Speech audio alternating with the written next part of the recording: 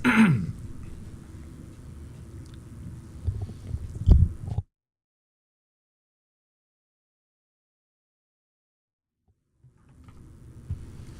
want to welcome members of the media to this press conference, and I want to say a special thank you to the team at GIS for accommodating us, and certainly to our viewing audience.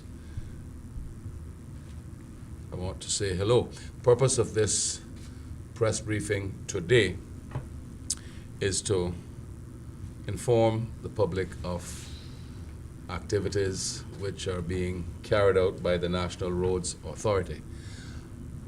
I have with me this morning, to my left, Mr. Julio Urzua, I hope I said that right. Perfect. Who is the Regional Director, Latin America and the Caribbean, for a non-profit organization called iRAP. That is the acronym for the International Road Assessment Program. To his left is one of his engineers, Morgan Fletcher, and to my right is the acting managing director of the NRA, Mr. Edward Howard, and to his right is a member of his team at the NRA, Ms. Marion Pandui. The exercise that is being talked about right now had its genesis when, not so very long ago, the ministry, out of concern for certain mishaps at various roundabouts, and also, unfortunately, some fatal crashes that have occurred, the ministry decided that it was in the country's best interest to do a road assessment in order to determine what actions were needed to be taken to mitigate the happenings with regards accidents at various specific locations.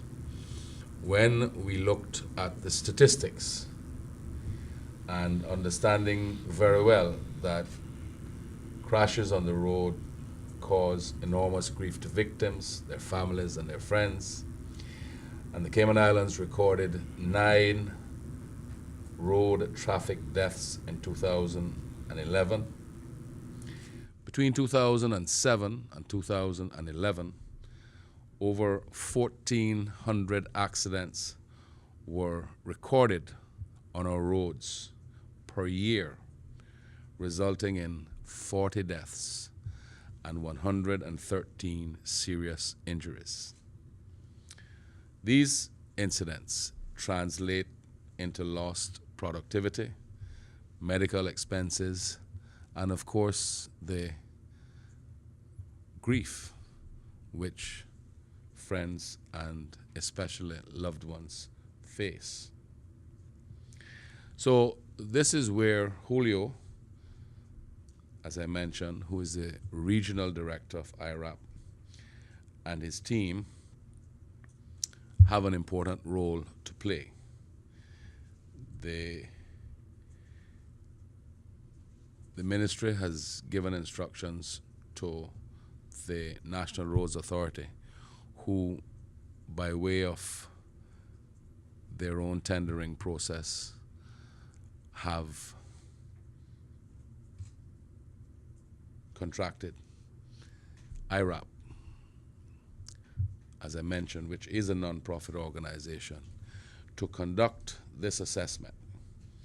And their task is to inspect high-risk roads and develop star ratings and safer roads investment plans. They will also provide training, technology, and support that will build and sustain national, regional, and local capability and track road safety performance so that funding agencies can assess the benefits of their investment. Now, iRAP will also identify cost-effective and, in many cases, simple infrastructure improvements that will help to improve our roads for all users, motorists, cyclists, and indeed pedestrians. So that's the general picture of how we have arrived at this point. We are aware now that road assessment programs are active as we speak in more than 50 countries throughout Europe, Asia, the Pacific, and North and South America and Africa. And Cayman Islands, being a small island nation, certainly wish to ensure that if we can protect the public and bring about safety measures which will lessen the statistics for serious and fatal accidents, then certainly we have a responsibility to do so. I believe that the National Roads Authority and the representatives from iRAP are excited about the program, and I think that it is now time for me to hand over to Julio, first of all, who will give you all some additional information. Julio? Yes. Thank you very much for the very good summary of what we do and what we are going to be doing in this particular project in Cayman Islands. I would like to start saying that it's a very great pleasure for me to be here this morning at the launch of this project that we call the iRAP Cayman Islands project.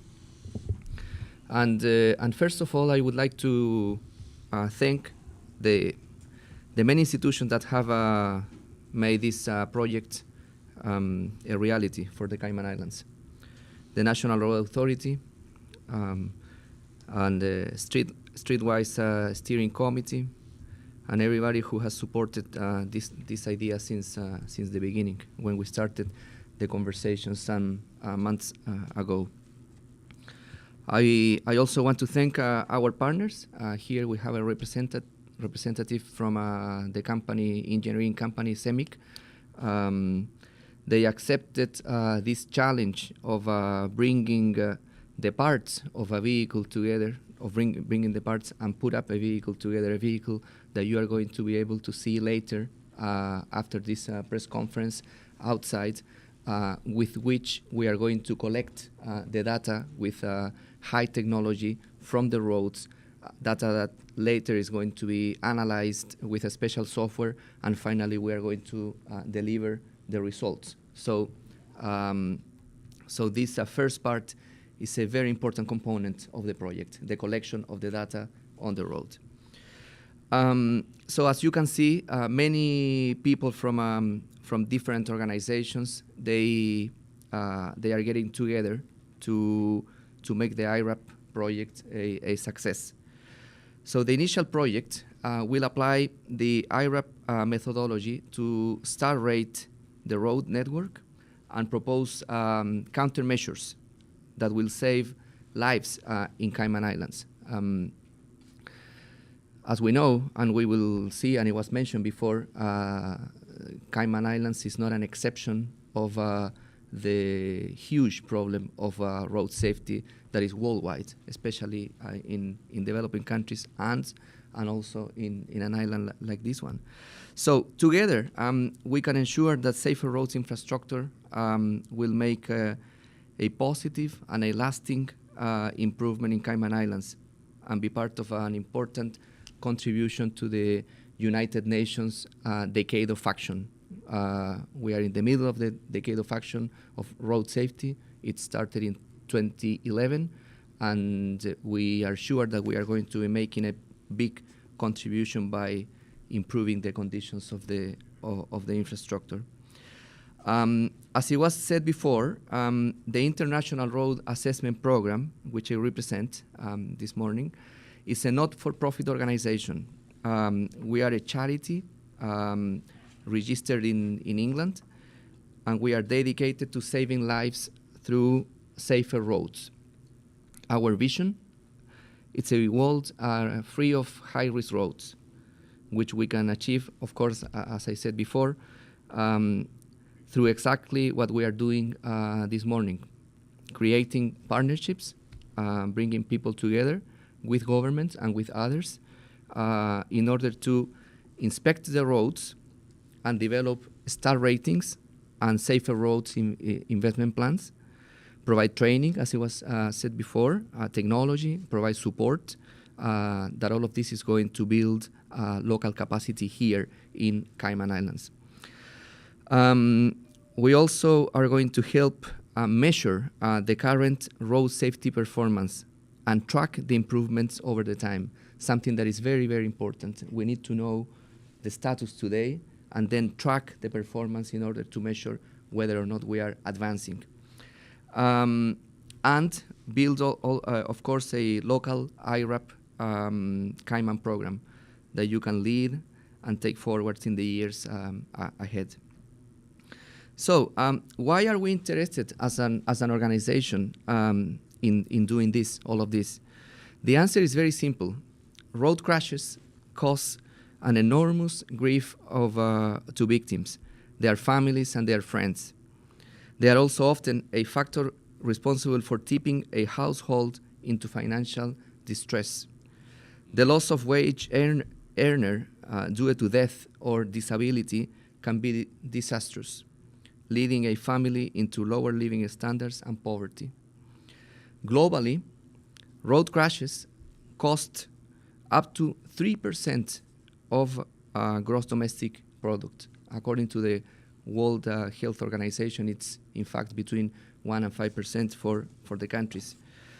And in Cayman Islands, road trauma kills 16.5 people per 100,000 inhabitants, almost double the WHO's 2013 figure of 8.7 traffic deaths per 100,000 inhabitants in high-income countries.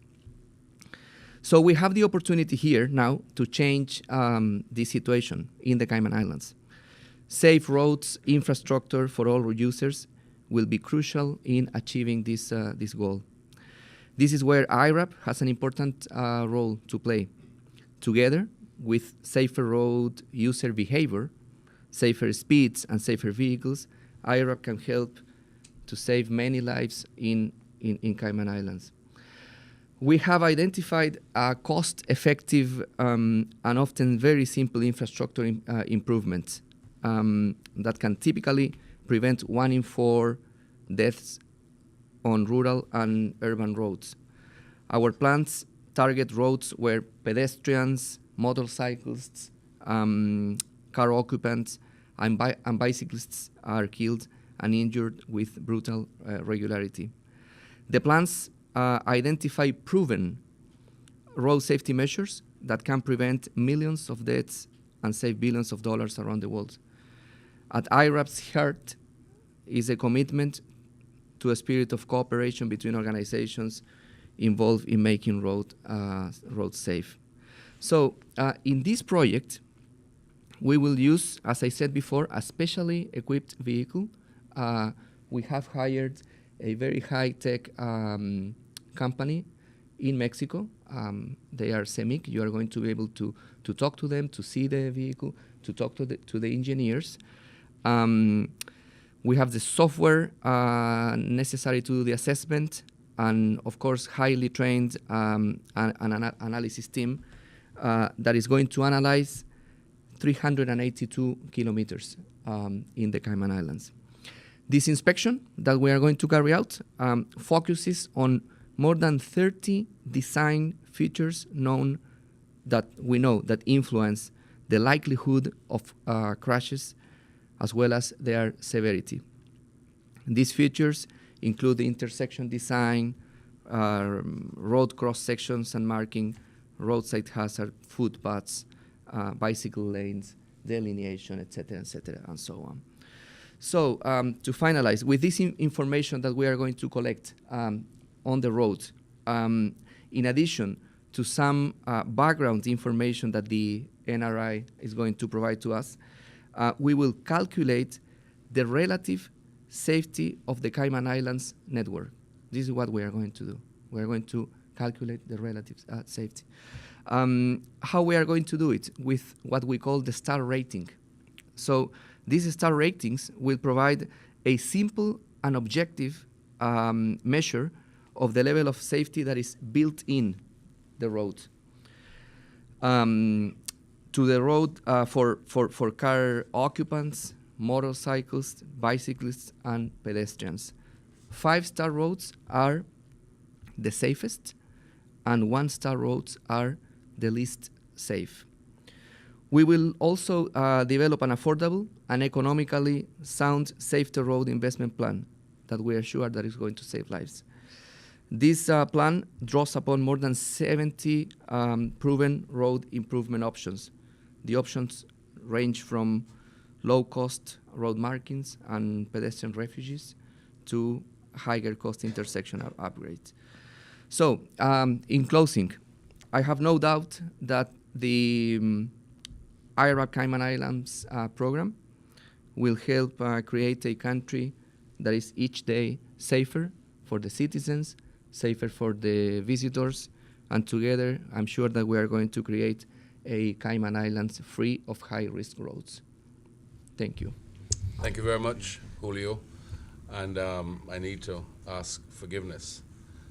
I overlooked to mention that we also have with us a representative from CENIC, which is the engineering company who will be assisting with all of the work to be done. And that representative is here with us. It's Carolina Vargas. If at any point in time when questions are asked, we do need to ask Carolina questions, I'm sure she will be quite willing and able to answer questions if they are directed at her. Welcome, ma'am. Thank you. And now, I certainly would not wish to not give the acting managing director of the NRA an opportunity to say a few words, because the NRA will be coordinating all of the efforts for this program, and certainly they will be the liaison between ministry and all of the activities. Yes, thank you. Welcome, everyone. I just want to express once again our sentiments are we're delighted that the Ministry of Works has supported this endeavor. Obviously, it's all about road safety. I mean, we heard the numbers of the road deaths and the fatalities that occur worldwide. One way to bring the point home is when you consider that Cayman is just a small community of 50,000 people, and just one road death per year is something really, it can be devastating. So what we're trying to do with this endeavor is we've partnered with iRAP, who are also assisted by CMEC out of Mexico, and they're coming in, and it's a part of a global initiative, a road safety initiative, where they're going to survey all of our roads, as Julio said, and they're going to establish star ratings on our roads. So we'll have a safety assessment between 1 and 5, a star rating it's called. So the end goal of all of this is that we will look at and see what roads are rated 2 and 1 in terms of the lowest on the safety totem pole, so to speak. And our goal will be to eliminate all of those roads so that we don't have any 1-star or 2-star rated roads on our network. One of the things I wanted to mention too was that this is all a part of what we call the 4 E's when we're dealing with road safety. First is education, the other is engineering, the other is enforcement, which is done by the RCIPS, and the other one is emergency management. So this is dealing specifically with the engineering infrastructure aspects of roads and how to make them safer for all road users. Okay. Just to quickly say, one of the immediate benefits that will be derived from this effort will be the technical knowledge base, which will be enhanced at the NRA, with the NRA team having the benefit of this exercise, and what that will do for us in the medium and long term is certainly prepare the team, especially the engineering side of it, much better for road design and such the like as we expand our infrastructure by way of the road network. I think at this point in time we would be quite happy, I hope, Wendy, to entertain any questions. Yes, ma'am. These figures that you collected for the deaths. The statistics? Yes, ma'am. Are they based on road deaths due to traffic, or is it drunk driving as well? Is that Sorry? She's talking about the ones in Cayman.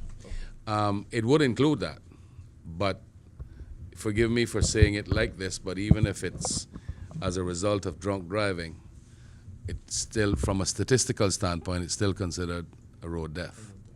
May I Sure. get in there a little bit? Absolutely. The great thing about this particular program, the iRAP, is that even though if they do have an accident, the idea is for the road to forgive that person. So they don't, if they do have the accident, they don't have a major, they don't die, is the goal. So even if they might still have the accident, but the road will forgive that person. So we don't have another fatality. We don't have another number on the books, is the main idea.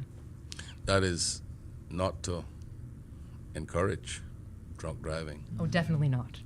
for any reason at all. But what Ms. Pandue was really saying, and just to reinforce that, is that this whole exercise, and we will pour the necessary resources at it to complete the exercise. Once that is over, the roads that are in the state that they're in right now, which are very dangerous and are very likely to cause more deaths, will be, she used the word, more forgiving at the end of the day, so that even if accidents occur, which I don't think we'll ever be able to prevent accidents, but even when the accidents occur, because of the new design and whatever additions have to be done by way of any engineering or any physical aspects of the roads changing, that will cause for less damage, both physical and with not just vehicles, but with injuries and all of that to occur. So it is expected, and the history of the organization iRAP is that the statistics will show the positive results as time goes on. Can I flesh out a little bit? Yes, sir. You can tell them all the things I didn't know. Yeah, no. I because it's a good question, and it's a question about behavior. In general, a safe system is composed by three basic components. It's like a table with three legs, you know. One is the behavior, the other one is the vehicle, and the third is the infrastructure. So as Marion said before, the infrastructure is the only part that is 100% manageable by the authority. You cannot manage 100% the behavior. Maybe you can run campaigns, you can run education, you can try to educate people, but you are not going to manage the behavior. Same thing with the vehicle. The vehicle can be in excellent conditions, but sometimes you don't manage the vehicle. Wrong.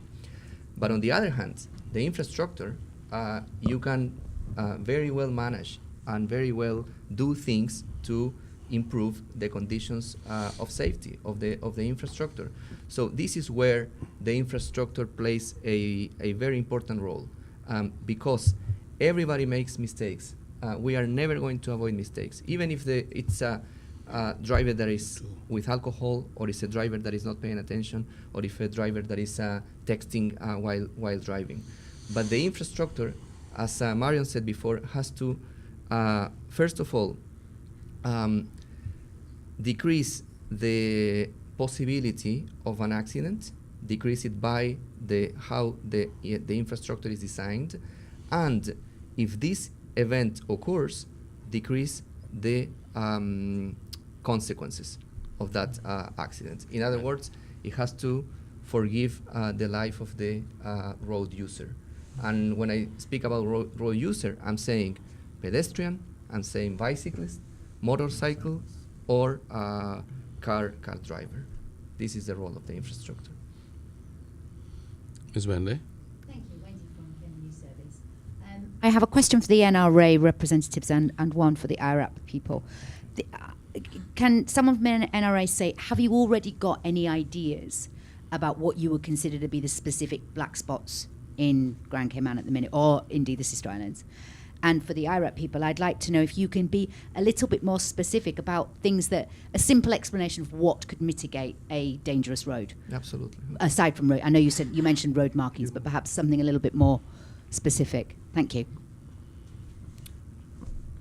Answer first. Then you answer. Okay, well, with regard to accident black spots, I know that's a term that tends to get thrown around a lot. The goal of this exercise is not to identify accident black spots per se.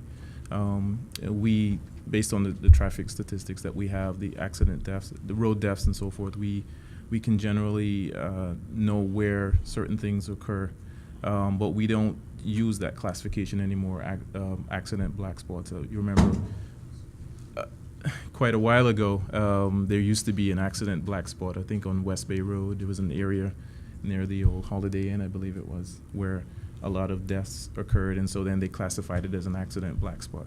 What we're trying to do with this exercise through iRAP is to basically look at the roads under, as Julio was saying, we'll look at how safe are the roads for vehicles, pedestrians, motorcyclists, bicyclists, and so forth, and then give them a rating, and then we can work then towards making those ratings better as we go along. Yeah, I think I answered that correctly. Okay, so for this one, I will leave Morgan. No, in other words, Wendy, as I understand your question, just to add to what Edward has said, is the exercise itself will identify outside of what is considered the norm based on where accidents have happened in the past. Right. But you can't rely just on that. The exercise, which will gather all the data and be able to collate it together to bring about the actions that are needed to remediate what exists. Correct. And just to add to that, the iRAP methodology, it's more a proactive methodology. Rather than waiting for an accident to happen, we actually can look at a road network and we can assign risks to certain parts of the network without having to wait for someone to die or be seriously injured. Just in terms of the countermeasures that you're likely to see recommended in this study, from driving around the last few days, some of the things that I've noticed, pedestrians having to walk on the roadside. So I don't want to jump ahead of the study, but some of the results we're likely to see, pedestrian sidewalks put in, also the delineation on approaches to some of the roundabouts. It's quite difficult to see the delineation, so I'd suggest that some of those may be upgraded in the future. Also, power poles on the roadside, trees, some of these things at certain speed limits they're fine, but as you get into the higher speed limits, they can be killers basically. Any other questions? Yes, sir. Joe Avery, Cayman 27 News. I just wanted to inquire how long the partnership between iRAP and the government is expected to take place to get the 380-some kilometers of roads assessed and given a star rating? And how much expense to the Cayman government will incur over this period of time? I can answer the first part in regards to the length of time. We're actually going to be working on this project. The iRAP is actually down until next Friday doing the road assessments. They're actually, the vehicle is out and about at the moment. They came last week. The equipment got put on the vehicle, which is actually an NRA vehicle we are using. They brought the equipment down and they set it up, calibrated it. They're actually doing the road assessment now, which actually doesn't take too long. It takes 2 or 3 days to assess the roads if it doesn't rain. If it rains, then they need a bit more time. So we have until, that's why we gave a bit more time to do it until next Friday in case they need to go back and reassess.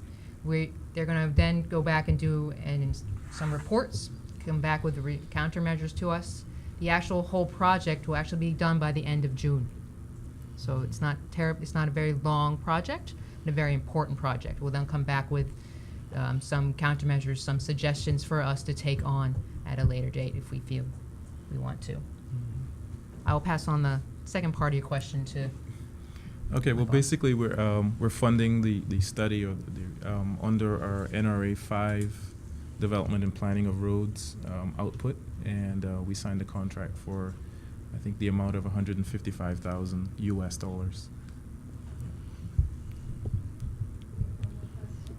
Yeah, hi, Jamie Twill with Radio Cayman. Just going back to the beginning, curious as to, because I understand this is the first time, obviously, this is being done in Cayman, curious as to how or what specifically triggered this initiative. Was it the iRAP officials that got in touch with the government here, or was this an NRA triggered thing where you brought this to government and thought it might be time to do this? No. Just curious as to how this all got started.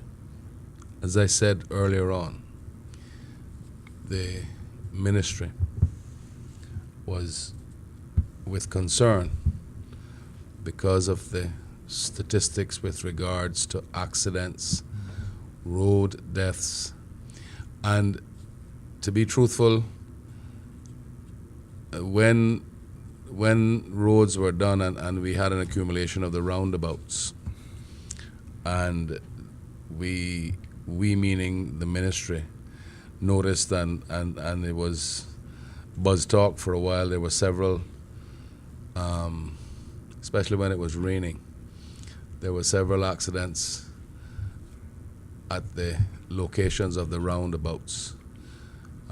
We thought, the ministry at the time thought, let's get some assessment done to see if there is any remedial action that is needed. But in doing so, let's not just limit it to the roundabouts. Let's get to the point where we can look at exactly what we have, and let's get the technical expertise to be able to tell us what we need to do. And it just moved on from there. Instructions were given to the NRA, and the NRA began to seek for the qualified technical help that we need. And here we are. Thank you, sir. And just to follow up, if I might, for you as well. You might. Thank you. With regards to when the assessment is done in June, do you have, in terms of monetary, from a monetary perspective right now, do you have kind of a ballpark figure, cap, ceiling, as to what the ministry will be willing to spend based on their recommendations? The ministry will be willing to spend what it is able to spend, but I'm not being cute when I say that. But once we have the assessment and we know what the total picture is like, if it is necessary to budget that over more than one annual cycle, then we will do so. So in other words, while we would like to accomplish everything within one financial year, it may not be physically possible to do so, so we simply will stage it out, but the job will be done. Thank you, sir.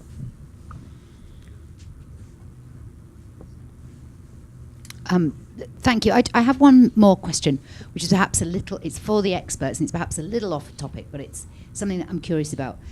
We do have a lot of accidents, and one of the things is we have a very significant percentage of drivers on roads where we drive on the left actually driving in left-hand vehicles. I have often wondered, is that an issue? Because myself, I find it difficult to drive in a car on the wrong side, if you get what I mean.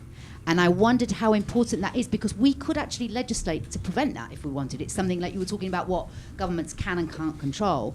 That would be something they could control, because they could stop the import of left-hand drive cars, if you see what I mean. Yeah. So I'm just curious as to what the experts think about that and whether it is a factor. We are going to focus on the infrastructure, and we do work, as I said before, up to this point in more than 50 countries. We've done projects before. Some of these countries are drive on the left side, others on the right, and it's not an issue. So No, I know the sides aren't an issue. yeah. But if you're on the wrong side, on the right road, if you get what I'm saying. Oh, if you are on the wrong side, So if it's a you're problem, left- of if course. You're driving on the left, but you are Yeah. sitting on the left. Yeah. Your perspective is wrong. Does that have an impact on accidents? I don't have a study, or I don't have a research about that. I personally, I have never read any research about this, and all of our program is based on research, and it's based on studies that have been proven before. Yeah. Of course, if we do have any research, maybe my colleague is Australian, and in Australia also they drive on the other side, on the left. Like how you say that, on the On the other other side. side. On the correct side. In the correct side. But as I said, we don't have research about this. If we had, of course, we're going to jump and talk about this topic. When do I have to say this? I heard all that you said. In my early days, going to school in Jamaica and driving for a few years there before returning, I drove right-hand steering wheel vehicles. I came here, I've driven both, and I could go downstairs and jump into either one now, and I don't feel funny. Doesn't impair my judgment, and I'm serious. All I'm saying is that I believe that maybe people, the same question you asked, I believe that if somebody gets used to something, like most people, or I shouldn't say most, but many people here in Cayman are used to driving with left-hand steering wheel. If you were to put them to what you consider the right thing, they would be in a lot of trouble. So I just think it's what you get used to, even though we drive on the left. Now for us driving on the right, in my view, is a bigger problem than which side of the car the steering wheel is on. That's my view. But of course, I also What I'm trying to appreciate. get at here is I the also perspective that it doesn't matter, because it's a case of you can drive. I've driven obviously in Europe and in the States, but when I'm in the States, I want the left-hand drive. When I'm here, I want a right-hand drive because of the perspective that you're in and how you see other traffic. And I just wonder, because we have so many people driving both. Yeah, I know. And Whether I that- do believe it's personal to you. I don't think it's general. Okay. That's my view. I just wondered And if that's there was nothing to do with information you. or research or anything. Yeah, but they don't have anything like that. So obviously, for that not to be sticking out, it means it's not a big issue.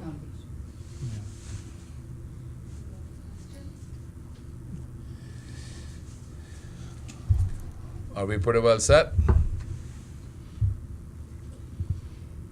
I want to.